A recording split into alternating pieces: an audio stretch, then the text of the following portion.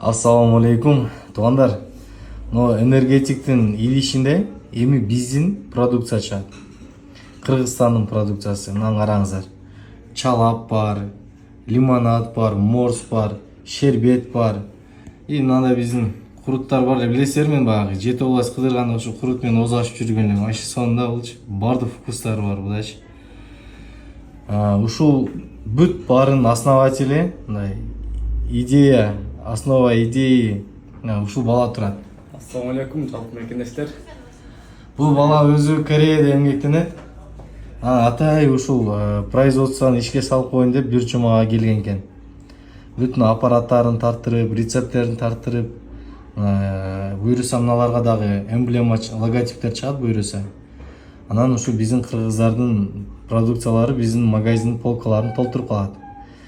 Бул жигиттерди биз обязательно колдошубуз керек. Биз эгер бири-бирибизди эле колдой турган болсок, кыргыздардын экономикасын бир 6 секундта көтөрүп коюшчу. Ушунча кыргыз балдар бар. Сыртта иштеп жүргөнчү идеясы менен колдоо эле жетишпей турат. Эл бул главный колдоочулар да. Эл эле колдосо бул балдар тез эле Кыргызстан экономикасын көтөрөт. Бул өзүнчө бир кумтөр да.